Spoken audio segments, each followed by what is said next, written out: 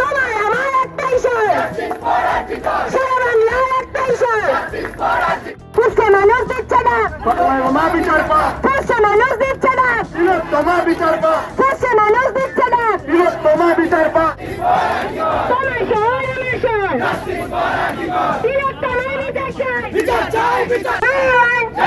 মহিলা সুরক্ষাকে দেবে প্রশাসন, জবাব চাই।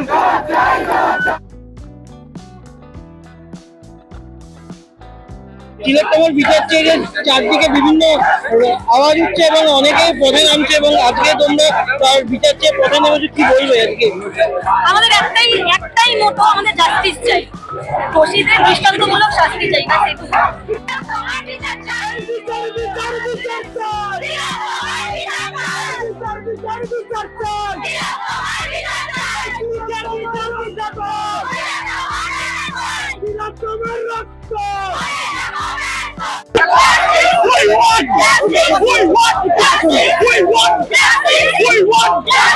ঘটনার বিচার চেয়ে সবাই যেভাবে পথে নামছে এবং আজকেও তোমরা এই প্রতিবাদে সামিল হয়েছে, কি বলবে?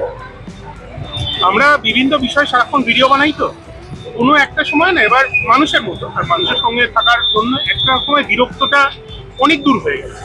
এবার মনে হয়েছে লিটারালি রাস্তায় নেমে লেখালেখি ভিডিও অনেক হলো, এবার রাস্তায় নেমে। তিলোত্তমার বিচার চেয়ে তোমাদের যে আজকে ইনফ্লুয়েন্সাররা যারা এই প্রতিবাদে নেমেছে, কি বলবে? মানে সবাই তো মানে যেভাবে ঝড় উঠছে আর কি বিচারের জন্য, প্রত্যেকেই পথে নেমেছে।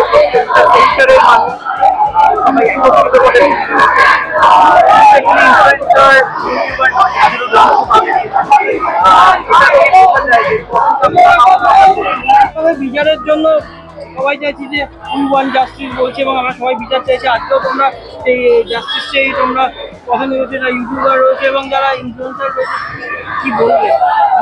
আমরা বলবো আমরা ভিডিও করে বার্তাটা দিতে পারতাম, জাস্টিসটা লেট হচ্ছে তাই আমাদেরকে পথে নামতে হচ্ছে এবং আমরা পথে ততদিন থাকবো যতদিন না পর্যন্ত এর সুবিচার পাচ্ছি। আর যে শিকড়টা এখনো বেরোনো যাচ্ছে না, উপরে শুধু কয়েকটা ডাল বেরিয়েছে, সেই শিকড়টা যতদিন না বেরোচ্ছে ততদিন আমাদের এই অভিযান চালিয়ে যেতে হবে। আর অনেকে হয়তো রাস্তা দিয়ে যাচ্ছে বা অনেকে বিরক্তি বোধ করছেও, ঠিক আছে, যে তাদের বাড়ি যেতে কষ্ট হচ্ছে, একটু বিরক্তি লাগছে যে আর কতদিন এরকম হবে।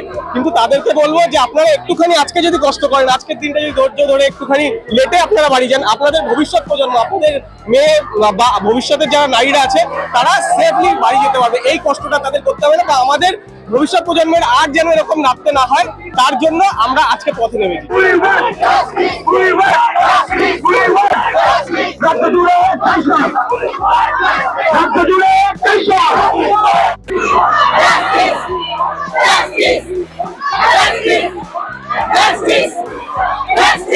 সবাই যেভাবে পথে নেমেছে এবং তোমরাও আজকে এইভাবে প্রতিবাদ করছো, কি বলবে? এটাই বলবো যে এখন পথে নামারই সময়, এখন প্রতিবাদেরই সময়।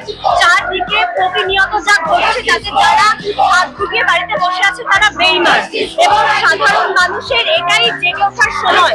আমরা প্রত্যেকে সাধারণ মানুষ এবং এটা মানুষের লড়াই এবং এই লড়াই জারি থাকবে, শুধু এই বিচার অবধি নয়, নারী স্বাধীনতা অবধি। যতদিন না আমরা রাত্রিরে রাস্তায় কাজে বেরোতে পারছি, আমাদের রক্তের সেফটি, আমাদের সার্বিকভাবে এটা বেঁচে থাকার আছে। মেয়েদের তো বেঁচে থাকাই দায় হয়ে গেছে। আজকে এটা লজ্জাজনক, স্বাধীনতার এতদিন পরেও মেয়েদের রাস্তায় নামতে হচ্ছে ন্যূনতম বেঁচে থাকার দাবি নিয়ে, ন্যূনতম চলাফেরার দাবি নিয়ে।